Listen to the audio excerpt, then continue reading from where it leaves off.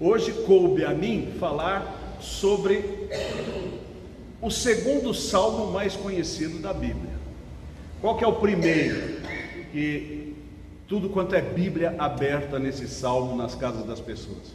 Qual é? 91. Salmo 91, né? As pessoas usam aquilo até como amuleto, né? Põe lá, chega na casa, é tipo o judeu quando põe a mão no Shema, aí ele no mezuzá lá e pega lá e põe a mão na Bíblia para se proteger. Não é assim que nós aplicamos a palavra de Deus. A palavra de Deus fechada é um livro como qualquer outro. Aberta e lida é o poder de Deus para a nossa salvação, porque ela é viva e eficaz, e mais penetrante do que qualquer espada de dois gumes, e penetra até a divisão de alma e espírito, juntas e medulas. O Salmo 23 é por demais conhecido, tanto de nós cristãos evangélicos, quanto dos não cristãos evangélicos, quanto dos judeus. Um salmo escrito pelo rei Davi, que usou da inspiração do Espírito Santo e das suas experiências pessoais para preparar uma música para ser cantada junto do povo de Deus.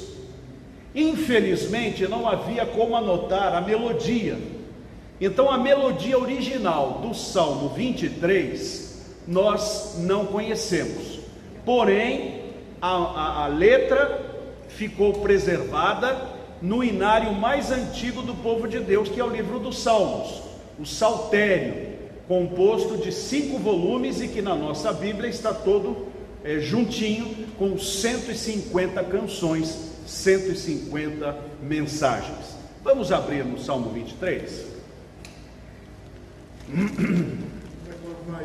Oi, meu irmão, tudo bem? Tudo bem. Salmo 23. Esse salmo já foi pregado milhões de vezes. Há sermões que ocupam um livro inteiro, falando apenas deste salmo. O pastor Neilson Xavier de Brito, da Igreja Batista da Vila Pompeia, fez há anos atrás uma série de meditações do Salmo 23. Cada palavra, cada pedaço ocupou uma mensagem nas manhãs na década de 90. Eu digo isso porque minha mãe era membro da Igreja da Pompeia e ela vinha com as fitinhas cassete com a mensagem do pastor, e eu ainda preservei umas 10 mais ou menos daquelas antigas mensagens do pastor Neilson. Spurgeon pregou sobre este salmo diversas vezes. Wesley pregou sobre ele inúmeras vezes. E nós vamos encontrar muitos sermões a respeito do assunto. O que falar deste salmo que já não tenha sido dito? Bem, impossível, porque tudo já foi dito. Mas eu gostaria de mencionar alguns pontos importantes deste salmo, o Salmo 23. O Salmo 23 nos dá, primeiramente, uma visão pastoril, depois ele nos dá uma visão militar, e ele conclui com uma visão devocional. Por que eu digo isso? Porque o rei Davi, antes de ser rei, ele era pastor, ele cuidava de ovelhas, as ovelhas do seu pai. Ele levava as ovelhas para que elas pudessem pastar. As ovelhas serviam para dar a lã, fornecer o leite, e também serviam para o sacrifício e para a alimentação.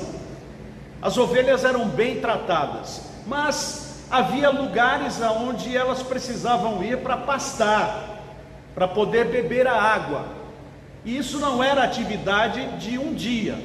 Às vezes o pastor saía com as ovelhas e ficava semanas no pasto a cuidar das suas ovelhas. Ele não podia dormir longe delas, porque os lobos devoradores viriam e matariam aquelas ovelhas, levando-as como caça.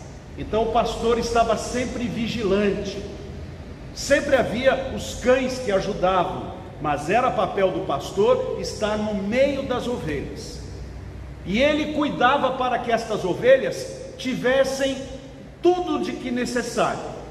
Tivessem pastos para comer, tivessem água para beber, tivessem abrigo contra os lobos, e também fossem protegidos dos percalços do caminho, porque muitas vezes as ovelhas comiam o pasto num lugar, aquele pasto acabava, e o pastor tinha que levar as ovelhas para um outro lugar, e às vezes, para chegar num outro lugar, passava-se por caminhos íngremes no meio das montanhas de pedra, com abismos enormes, e com algumas rotas que não iriam dar em nada, e aquelas ovelhas tinham que ir mais ou menos em fila indiana, e se alguma delas despencasse, ficasse presa em algum topo de árvore, o pastor tinha uma ferramenta que parecia mais um cabo de guarda-chuva bem grande, e com aquele cajado, ele então estendia e recolhia a ovelha para colocá-la no caminho. Algumas queriam tomar o rumo errado e não ir pela trilha que o pastor estava indicando. Então, com a outra ferramenta, que era uma vara, um bastão, o pastor batia na ovelha, e a ovelha então voltava para o caminho para seguir, para poder ir nos lugares escolhidos, onde havia boa água, boa pastagem, boa segurança. E Davi viveu essa vida. Davi viveu esta rotina. Ele era um homem pastoril, e essa experiência de pastor deu a ele a maravilhosa analogia em que ele compara Deus a um pastor, e cada um dos servos de Deus como ovelhas do seu pastoreio.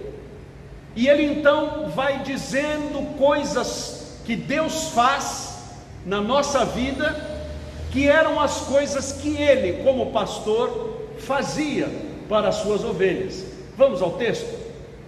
Diz o primeiro versículo: o Senhor Jeová é o meu pastor, nada me faltará. Faço questão aqui de frisar a palavra Jeová, para outros Javé, para outros Yahweh, que é a expressão do nome de Deus, cujas vogais não chegaram até nós, mas desde há muito tempo se usam as vogais da palavra Adonai em português, para nós usarmos as consoantes que restaram, então fica Jeová, Yahweh, não importa.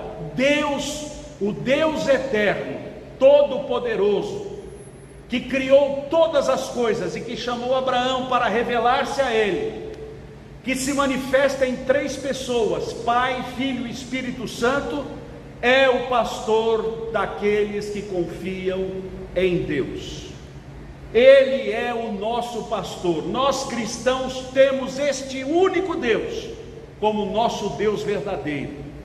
E Jesus Cristo é a expressão de Jeová, é o próprio Deus encarnado, feito homem, para comunicar-se conosco, para estar como que diante de nós.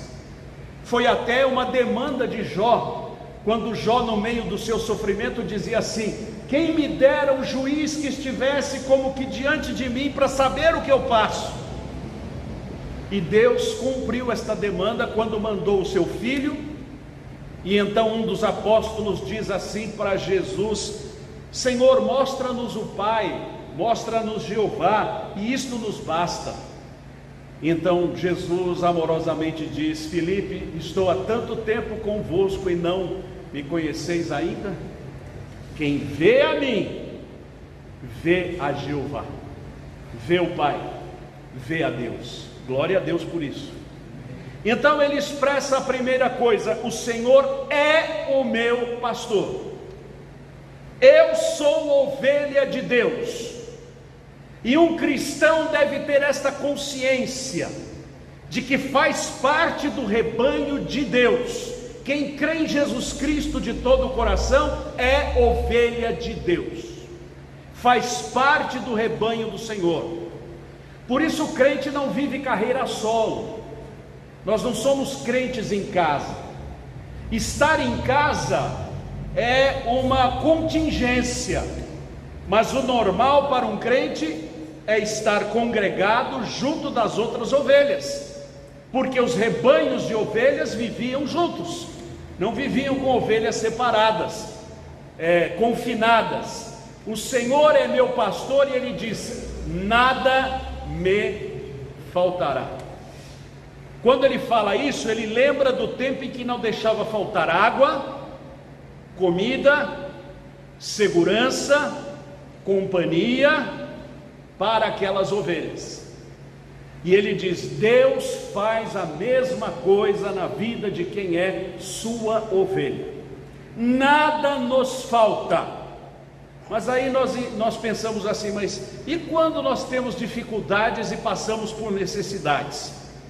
Bem, o texto bíblico aqui diz que Davi, como pastor, cuidava das ovelhas, que quando não havia pasto num lugar, levava para outro. E esse trânsito entre sair de um lugar para o outro, às vezes demora. E é assim que Deus nos trata. Mesmo que falte em determinado momento, Ele não terminou de agir na nossa vida. Ele ainda está agindo. Nada me faltará. Mas é importante que se saiba que quando nós comparamos isto com Deus, quando se diz nada me faltará, é do que é vital, não do que é circunstancial. Deus não nos supre com os nossos caprichos. Deus nos supre com para as nossas necessidades. Por exemplo, eu preciso de condução. A condução pode ser um SP2, a condução pode ser uma bicicleta, pode ser um ônibus, pode ser um carro, pode ser um avião, pode ser um barco, pode ser um trem, um foguete, mas não pode ser meramente uma Ferrari, uma BMW, um carro, não para me transportar, mas para eu poder me gabar diante das outras pessoas. Deus não atende orações para preencher os nossos caprichos. Deus disse que nos alimentaria, que não nos deixaria morrer de fome. A única alternativa a morrer-se de fome como cristão é quando somos perseguidos por causa da justiça. A nossa perseguição por causa do Evangelho. De outra sorte, Deus não nos deixa morrer de fome, mas Ele não prometeu que ia nos dar um fazão dourado, um prato de escargot, o que mais? Vamos falar um prato caro aí. Eu não costumo comer arroz, a lagosta, uma lagosta, né? Aquela coisa. Deus não disse que ia dar isto. Deus disse que não nos faltaria o básico. O apóstolo Paulo diz para Timóteo: tendo o que comer e o que vestir, vamos estar satisfeitos. Nós não precisamos ter roupas de marca. Se tivermos, é uma bênção. Se não tivermos, é uma bênção do mesmo jeito, conquanto ela cumpra o seu papel, nos aqueça, guarde o respeito da nossa visão pública. Este é o propósito da roupa, mas não para que eu entre aqui e que todo mundo diga assim: mais ou menos como aquele comercial antigo das crianças, que dizia assim: eu tenho, você não tem, eu tenho. Não, Deus não nos dá as coisas para nós fazermos isso. Deus nos dá as coisas para suprir a nossa necessidade básica. Verso 2: Ele me faz repousar em pastos verdejantes, leva-me para junto das águas de descanso. Davi está falando que aquelas ovelhas não viviam tensas, elas não viviam ansiosas, elas não viviam suadas e cansadas, porque Davi era um mau pastor, não, ele provia descanso e tranquilidade para aquelas ovelhas. E Deus tem descanso e tranquilidade para prover ao nosso coração. Diz a Bíblia: não estejais ansiosos por coisa alguma. É fácil falar, mas quando chega a ansiedade, nós bem sabemos o quão difícil é. Cíntia, minha Maria, amanheceu com febre hoje também. Eu acho que deve ser uma febre infantilicite, né? O nome da doença nova, né? Mas pai e mãe ficam preocupados. Mas a palavra de Deus diz para nós que Davi dava águas de descanso e dava para estas ovelhas tranquilidade em pastos verdejantes. Pastos verdes. Que gostoso poder deitar-se num pasto verde para uma ovelha, porque muitas vezes algum gramado começa a pinicar a gente, né?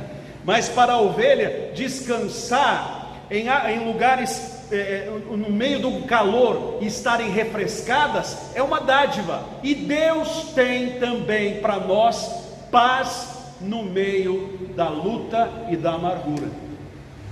Uma vez em Nova York houve um concurso de artes, e iriam premiar o quadro que descrevesse a paz de forma mais clara. E muitos quadros entraram para concorrer a este campeonato, mas quem ganhou foi um quadro completamente diferente.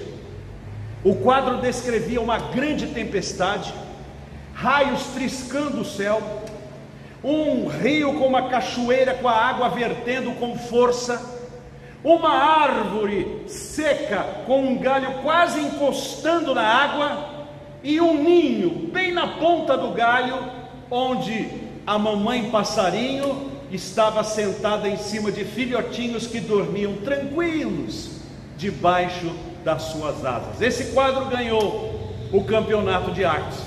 Por quê? Porque descrevia o que é a paz. Ter paz dentro de casa, sossegados, com energia elétrica, com água, com guarda noturno, com essas coisas todas, é fácil. Mas ter paz no meio de uma guerra, no meio de um conflito, no meio de confusões, este é o desafio. Eu me lembro que uma das missionárias antigas de missões mundiais, que lecionava para as crianças em Angola, quando começou a escutar os estouros das bombas, ela então começou a cantar com as crianças: as bombas escutam o meu mandar, sossegai. Ela transformou lá para falar das bombas, foi para debaixo da mesa com as crianças, enquanto cantava o sossegai, e as bombas pararam. Nós também somos chamados a buscar a Deus no meio das aflições. Vamos andar mais um verso? Verso de número 3: refrigera-me a alma, guia-me pelas veredas da justiça, por amor do seu nome. Deus dá refrigério. O refrigério é quando você correu muito e toma uma caneca de água bem gelada, não é gostoso? É muito bom. Ou toma um banho bem gostoso. Refrigério. Mas refrigério também é quando você está atravessando uma luta muito forte e chega um socorro, chega um recurso, chega uma bênção, uma dádiva, uma boa notícia. No meio da sua crise você até consegue sorrir, diz: olha, está tudo caindo, mas isso aqui me deixou tão feliz. É o refrigério no meio das tribulações. E Deus mostra esse conforto de quando em quando para nos dizer assim: aguenta, porque eu continuo sendo seu Deus. Aguenta mais um pouco, eu não esqueci de você. Que bênção, né? E diz: guia-me pelas veredas da justiça, por amor do seu nome. O que é uma vereda? É um caminho, é uma estrada. Diz Davi que Deus o conduzia por uma estrada justa, assim como ele conduzia as ovelhas por um caminho reto que daria exatamente aonde ele queria levar, ou então nas curvas das montanhas para chegar até o lugar necessário. Meus irmãos, quando nós pedimos para Jesus guiar a nossa vida, tenhamos certeza, nada vai nos acontecer por acaso, porque Deus sabe de cada encontro que vamos ter, de cada conversa que vamos desenvolver, de cada experiência que vamos viver. Aquela experiência vai mudar a nossa vida. Há um filme sendo passado agora pelos cinemas, filme cristão, A Forja. Alguém já assistiu esse filme? Quero recomendar aos irmãos. O filme é sobreexcelente. E há um menino que a mãe está orando para que ele entregue sua vida para Jesus, e também para que ele consiga um emprego, se torne um homem, porque até então era um adolescente sem responsabilidade. Essa mãe orando, as irmãs do seu convívio orando, e esse rapaz vai numa lanchonete, conversa com uma menina, o pai vem e ralha com ele, o coloca para fora da lanchonete, e ele então vai procurar emprego numa fábrica de máquinas de academia de ginástica. Ele entra lá e a mulher lá diz o seguinte: o que é que você quer? Eu quero arrumar emprego.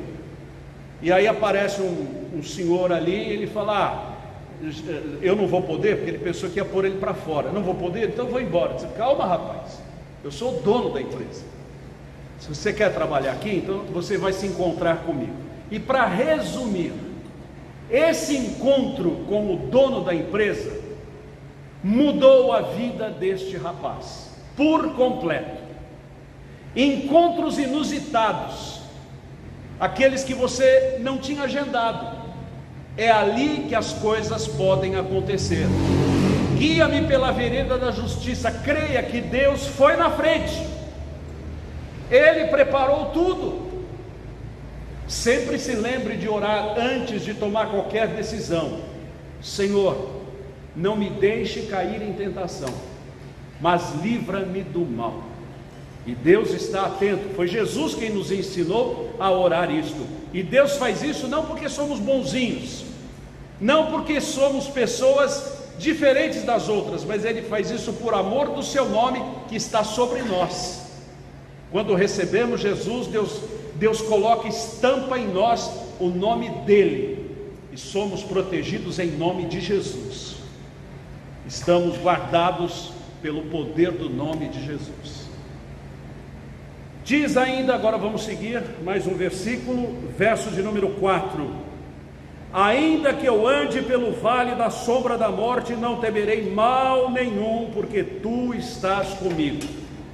Meus queridos irmãos, há um evangelho sendo pregado por aí, onde você pode ganhar 1 milhão por dia, onde você pode ser curado de toda doença, onde você pode ganhar qualquer eleição pública, onde você aparece, acontece e você é mais. Esse não é o evangelho de Cristo. O evangelho de Cristo tem vales de sombra da morte. O que são esses vales de sombra da morte? Como eu disse, o pastor precisava levar as ovelhas para lugares que às vezes eram nas montanhas ou eram nos vales, e tinha que passar por lugares íngremes ali de Israel.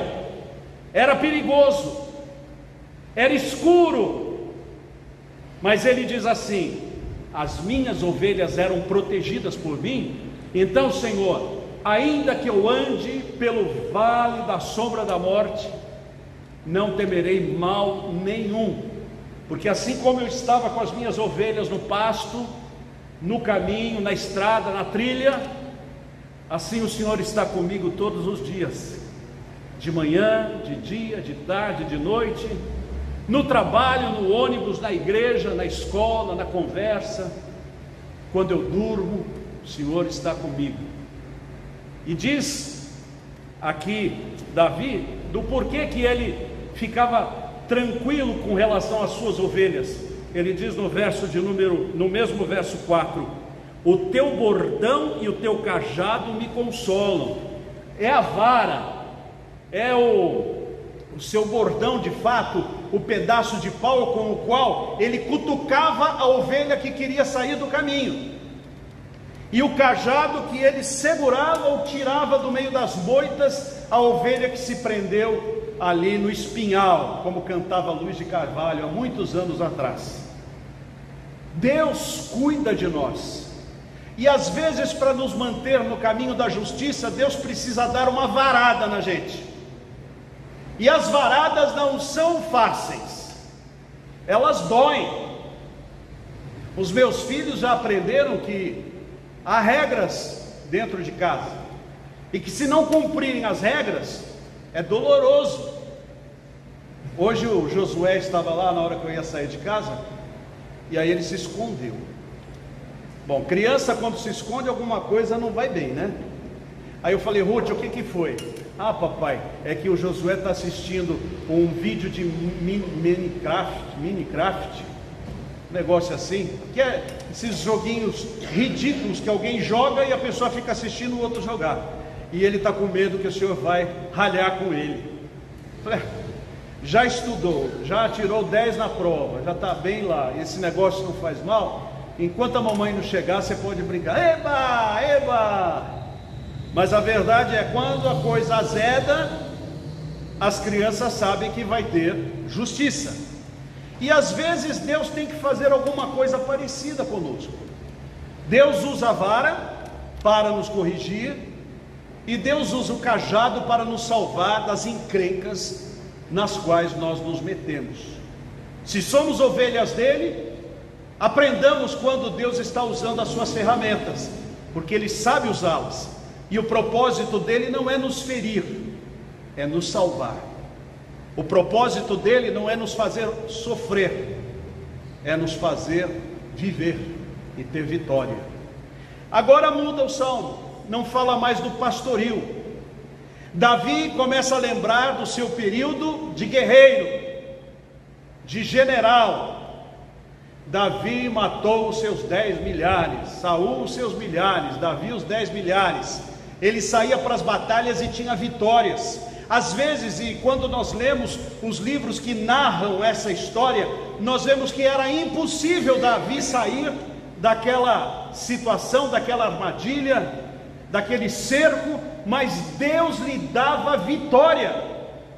Então aí ele diz o seguinte, olha lá, verso de número 5: preparas-me uma mesa na presença dos meus adversários. Os adversários que vieram contra mim estão todos no chão, e eu estou numa mesa comendo a própria comida dos adversários, a grande refeição, o grande banquete que eles iriam usar pela minha derrota. Agora eu estou me alimentando deles na presença dos meus adversários. Deus deu para Davi esta dádiva de vencer aqueles que vinham contra ele.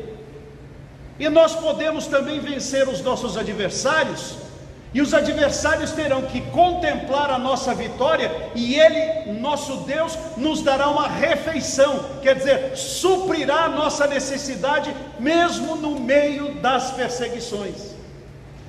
Ele é o mesmo, ele não mudou.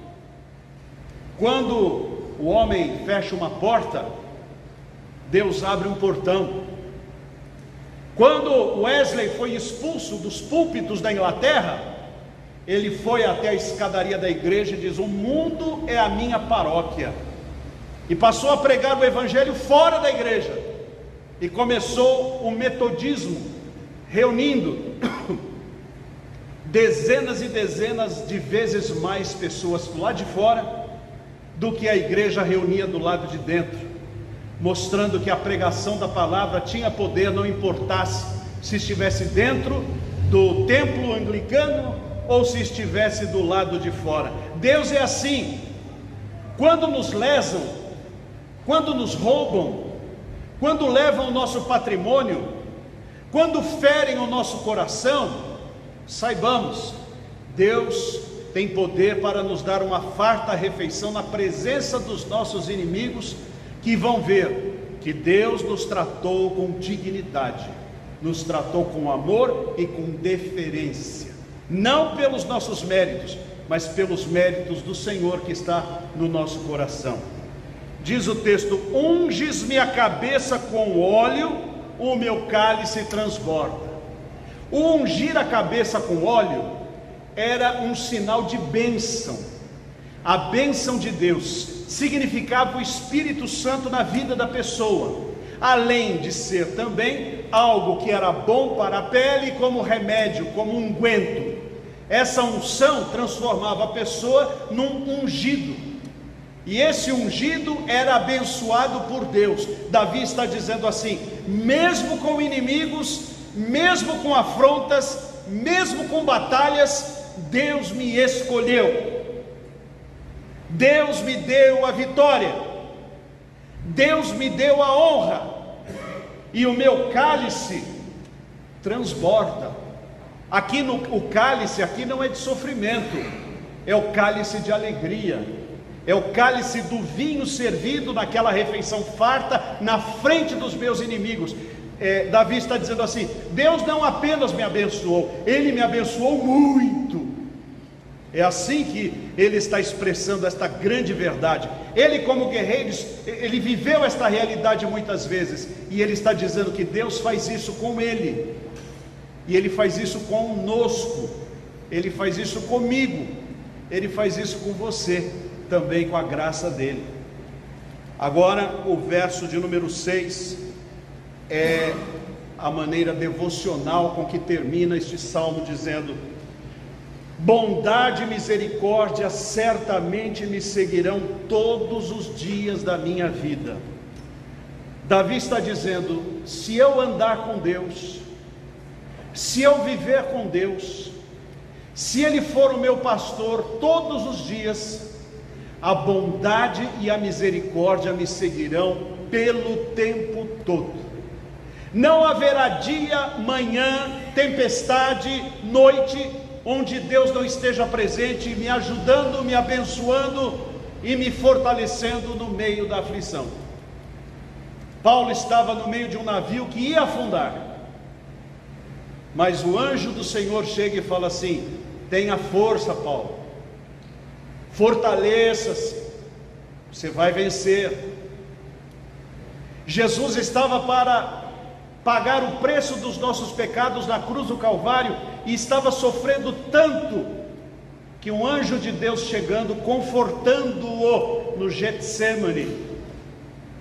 Daniel estava tão cansado, tão deprimido, que desejou morrer, mas o anjo do Senhor veio supri-lo de água e de pão, dizendo assim: esforça-te, levanta, come, bebe, porque a tua jornada ainda vai ser bem longa. E Davi está dizendo: bondade e misericórdia certamente me seguirão todos os dias da minha vida. Deus não vai me abandonar, Jesus não vai me deixar, nunca.